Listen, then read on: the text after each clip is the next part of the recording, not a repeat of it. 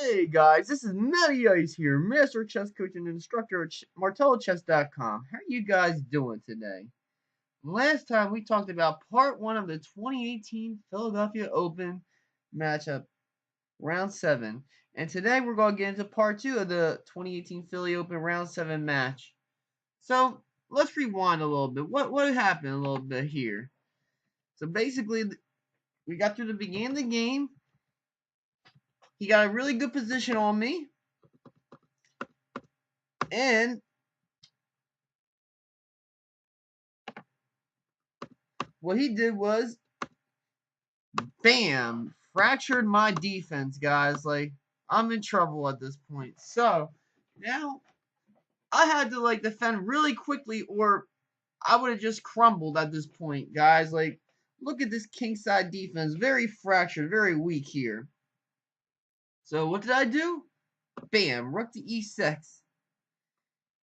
He did knight to f5, which has been a thorn in my back in the whole tournament, but I've learned, I studied after this tournament, and I've learned how to counter knight to f5 and, not get in these kind of situations, with the Roy Lopez defense. But let's continue. So bishop to f8, playing defense. Rook to e1, rook a to e8. Whew, I just got there in the nick of time, man. Just got there in the nick of time. Wow, what a save there, man. If he would have got his rook there before my rook, it would have been a whole mess of trouble. But, whew, I'm making some good positional moves. Even though I'm still down about 3 points, I'm still fighting. I'm still trying to survive in this match, this championship match. So, let's continue. Bishop to d1. So his main objective is to bring all of his strong pieces, knight, rook, queen, and bishop, all over to my king side. Just overload it and just have a strong knockout attack here, But my goal here is to defend as adequately as I can, as best as I can. I thought about it here a little bit, and I'm thinking, if I have any chance of winning this game, the queen's got to get off the board. Because if I leave the queens on the board, I'm going to get destroyed. Because that's too powerful there, So my goal was to get the queens off the board. Bam. Queen to 8d8. Queen to d8 there. I'm sorry. Yep, queen to d8. And I was shocked when he did this. Bam, he traded the queens. So now, my objective was complete at this point. We traded the queens off the board. And then he does bishop to h5, trying to attack my rook. But here's a little thing, guys. He's overextending his pieces a little bit, And now I'm ready to throw a counterpunch soon. So I did rook to f6. He does rook to g3. He's trying to really attack me here, but he has nothing to attack me with at the moment because his pieces are on the incorrect squares.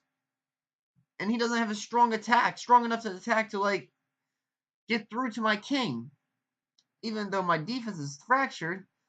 So here, this is when I start to begin my counterpunch. I thought about it a little bit. I'm thinking, all right, let's mess up this queen side. Let's create an imbalance. Let's create a pawn imbalance on the queen side here. So I'm thinking, bam, d5. And this is when the $3,500 tactic comes into play, guys. This is incredible. This becomes a very complex, elaborate pawn variation structure here.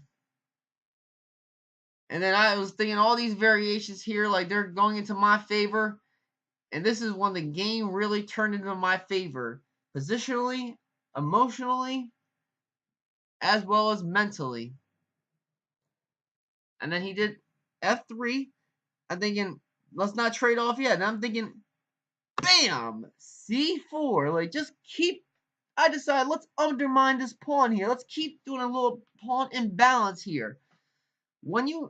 I have some advice for you guys. When you guys are down in position in the game, You got to create some kind of imbalance, some kind of mental pressure where your opponent cracks a little bit, where they loosen, they weaken. And that's what I did here, guys. And he did that. And I'm thinking, all right, how do I continue the pressure? Maybe my knight's a little out of place. So I'm thinking, bam, knight to c6. Get my knight back in that game here. Keep the pressure on the d4 pawn. That's my main thing. Like, just keep the immense pressure on that d4 pawn at all costs. So that's what I did. And then he did a bad move at this point. He started to feel a little pressure a little bit. Bam. Rook to d1. I'm thinking, all right. And that's when the game really turned in my direction. So I did. So this is when I finally threw my counter punch play here. Bam. Pawn takes d e4. Pawn takes d4 e4. Woo. Takes back. I take back here. Back there. And then I'll give you guys a little bit of time to show you what move I did. Like, I'll give you guys 15 or 20 seconds or less to see the special tactic that I did against him here. This was very unique. This is where the play continued. So what did you guys think I did here? Look at the pawn. Look at the piece geometry here, where the angles, certain angles. So I'll show you guys what I did. Bam. Knight takes d4. He takes back. Looks like I lost a knight, right? But no, because I'll show you what I did next. Bam. Bishop to c5. Like I said earlier, look at this piece geometry here where it's on the same angle. I just took advantage of this. Basically, this was the exchange sacrifice, exchanging the knight for the pawn to get a positional advantage and a piece advantage back. So we are even in pieces here at this point. We're going to be even because this knight's lost. It cannot get back. So, and I had so many threats against him. He had to be very careful, guys. So he did king to h1, and then bam, rook takes d4, and I'm back in the game, guys. And I threw my counter punch, and I have about a 2-point lead now. I am ahead 2 points about, and I'm in a good position to win this game now. Like, at this point in the game, I just got to be careful and not make any mistakes. This concludes part 2 of the 2018 Philadelphia Open Round 7 matchup. If this video was helpful to you guys, please subscribe to my YouTube channel, Matthew Martello, and look at martellochess.com. I hope this video served you guys well. I'll see you guys next time in part 3 of the 2018 Philly Open Round 7 Championship matchup. Bye now.